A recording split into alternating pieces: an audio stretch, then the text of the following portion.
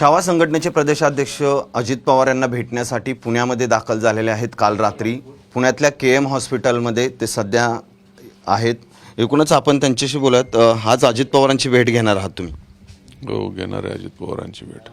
मला विचारायचे आहे अजितदादांना की दादा, शेतकऱ्यांच्या पोराने तुमच्या प्रदेशाध्यक्षाला निवेदन दिलं आणि तुमच्या लोकांनी आम्हाला मारहाण केली.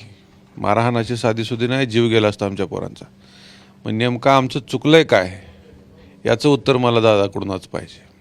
दादा याचं सगळ्याचं उत्तर देतील असं वाटतंय का? कारण गेले काही दिवसापासून ज्यानंतर घटना घडली, कृषी मंत्र्यांचा राजीनामा झाला नाही, सूरज चव्हाणला अटक झाली, त्यानंतर जामीन पण झाला. बघू ना, आज मला दादांकडून अपेक्षा आहे. काय अपेक्षा आहेत? काय करायला पाहिजे? दादांनी यांच्यावर कारवाईचे आदेश दिले पाहिजे. किरकोळ कलम लावले, 307 कलमांतर्गत गुन्हा दाखल झाला पाहिजे. कृषी मंत्र्याचा राजीनामा हा झालाच पाहिजे. आज महाराष्ट्र पेटून उठला त्याच्या विरोधात. पत्ते खेळतो सभागृहामध्ये. आता isakal.com आहे देशातील नंबर 1 ची मराठी न्यूज वेबसाईट. प्रत्येक अपडेटसाठी isakal.com ला नक्की भेट द्या. शेतकऱ्यांना पण अतिवृष्टी झाली पाठीमागच्या काळात, तर ढेकळाचे पंचनामे करू का, ही भाषा आहे त्यांची.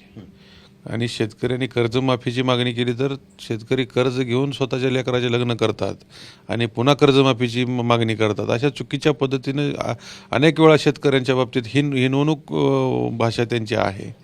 ही चुकीच्या भाषेच्या विरोधात, चुकीच्या वर्तनाच्या विरोधात छावा संघटना आणि महाराष्ट्रातला शेतकरी आहे. त्यामुळं राजीनामा झालाच पाहिजे. सुनील तटकरे पण जी घटना झाली त्यावेळी सुनील तटकरे पण त्या ठिकाणी होते. सुनील तटकरेंनीच ते घडवून आणले, आमचा आरोप आहे. सुनील तटकरेंनीच ती घडवून आणले. त्यांच्यावर पण कारवाई व्हायला पाहिजे, झालीच पाहिजे. अजितदादांनी याच्यात पूर्ण लक्ष घातलं पाहिजे. असं थातूर मातूर कुठं त्या चव्हाणचा राजीनामा घेऊन समाधान होणार नाही. ते राज्याच्या मुख्यमंत्र्यांचा फक्त राजीनामा नाही होणार, पण फक्त त्यांचे खाते पालट होईल असं त्यांच्या कार्यकर्त्यांकडून किंवा मंत्र्यांकडून सांगण्यात येते. आणि तेच ना, मग हे सत्ताधाऱ्यां का वाचवतात मला तेच कळत नाही. एवढे चुकीचे लोक आहेत, तुम्हाला दिसतंय. महाराष्ट्रातल्या लहान लेकराला सुद्धा कळायला लागलंय की ही कृषी मंत्री चुकीचं बोलायला लागलाय. काल सरकारला भिकारी म्हणले. सरकार म्हणजे कोण? ही 12 कोटी जनता टॅक्स भरते आणि राज्य देशात 1 नंबरचा राज्य आपला, 2 नंबरचा राज्य टॅक्स देणारा केंद्राला, आणि एवढ्या चांगल्या अर्थव्यवस्थेला भिकारी म्हणतो हा. सगळ्याला जबाबदार खरं तर मुख्यमंत्री आहेत राज्याचे. ते मात्र या सगळ्या कुठल्या गोष्टीवर भेटणार आहे, मुख्यमंत्र्यांनाही भेटणार आहे या विषयावर. मला अजितदादाकडून जर समाधानकारक ह्या सगळ्या गोष्टी नाही झाल्या तर मी मुख्यमंत्र्यालाही भेटणार आहे. खरं तर चळवळीतले तुम्ही आत्ता बोलताना म्हणलं की चळवळीतल्या व्यक्तींवर हल्ले केले जात आहेत. एकीकडे प्रवीण गायकवाड आहेत तुम्ही, किंवा विधिमंडळात जे काही घटना घडली त्यानंतर सत्ताधारी यामध्ये सगळ्यामध्ये सहभागी असलेलं पाहायला मिळतं. सगळं संपवायचं यांना. शेतकऱ्यावर, जाती धर्मावर जे कोणी काम करतात लोक, एक लोकशाही मार्गानं जे आंदोलनं सुरू आहेत ते सगळं संपुष्टात आणायचं. कुणाला आणायचं? सरकारला. हे काहीच नाही चाललं पाहिजे, आम्हीच फक्त राहिलं पाहिजे. हा विरोधी पक्ष ठेवला नाही या लोकांनी. आज राज्याला विरोधी पक्ष नेता नाही, अतिशय वाईट परिस्थिती आहे. प्रश्न मांडायचे कोण? आमच्यासारख्या पोरांनी बोललं की आम्हाला मारहाण केली जाते. दादा शाहू फुले आंबेडकरांचं नाव घेतात, तुम्ही म्हणताय चळवळी संपवायला जात आहेत. काय त्या शाहू फुलेचं मला वाटत नाही. आता ते शाहू फुले आंबेडकरांचा जर खरोखर वारसा विचार जपला असता तर तुमच्या कार्यकर्त्यांनी मला मारलंच नसतं ना. हाच आहे का तुमचा विचार? महाराष्ट्रानं तो व्हिडिओ बघितलेला आहे. मी माझ्या किंवा माझ्या सहकार्याने एक हात उचललेला नाही. ही सगळी तुमची घटना झाल्यानंतर सत्ताधाऱ्यातलं कुणी तुम्हाला बोललं होतं का फोनवर, किंवा काय माहिती घेतली का दादानी स्वतः किंवा कोणी? का करतील फोन? कोणीच नाही.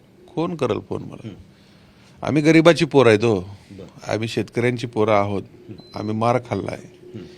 आम्ही मरायलाही तयार आहोत, पण आम्हाला आमच्या शेतकऱ्यांना न्याय द्या ही आमची भावना आहे. दादांनी आज वेळ दिलाय, किती वाजता येणार, काय भेटणार सांगितलं नाही. आता ते आमचे सहकारी धनंजय जाधव यांच्याकडे निरोप आहे.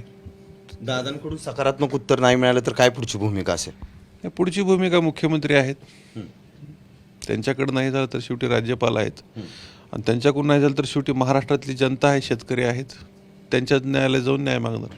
छावा संघटना किंवा आपल्या चळवळ्या त्या रस्त्यावर उतरून आंदोलन मोर्चे करतात, परत तुम्ही रस्त्यावर उतरणार?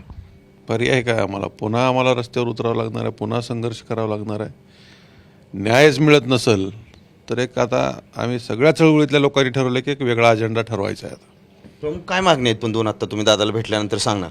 कृषी मंत्री निघा काढलाच पाहिजे. असंवेदनशील व्यक्ती अशा मुख्य पदावर नाही असला पाहिजे. महाराष्ट्र हा कृषी प्रधान आहे आणि आम्ही मानतो की मुख्यमंत्री पदापेक्षाही कृषी मंत्रीपद ही श्रेष्ठ आहे, जे की जगाच्या पोशिंद्याला जगाचा पोशिंदा आहे. त्याचं जे महत्त्वाचं खातं कृषी खातं, त्या खात्याचा संवेदनशील व्यक्ती असला पाहिजे. गुन्हे दाखल झालेले त्याचे गुन्हे दाखल झालेच पाहिजे. 307 कलमांतर्गत गुन्हा दाखल झाला पाहिजे, ही मुख्य मागणी आहे. नक्कीच आपण पाहतोय की दोन मुख्य मागण्या आहेत. एक तर कृषी मंत्र्यांचा राजीनामा झाला पाहिजे आणि दुसरं जे काही मारहाण झाली त्या प्रकरणी 307चा गुन्हा जो आहे तो दाखल झाला पाहिजे. त्यामुळं अजित पवार भेटल्यानंतर पुढची भूमिका जी आहे ते विजय घाडगे मांडणार आहेत. कॅमेरामन सुमित भोसलेसह सचिन जाधव, साम टीव्ही न्यूज, पुणे. देश विदेशातील प्रत्येक घडामोडींचे लाईव्ह अपडेट मिळवण्यासाठी आता साम टीव्हीच्या सर्व सोशल मीडिया प्लॅटफॉर्मला लाईक, फॉलो आणि सबस्क्राईब करा. तसंच सर्व नोटिफिकेशनसाठी बेल आयकॉन प्रेस करायला विसरू नका.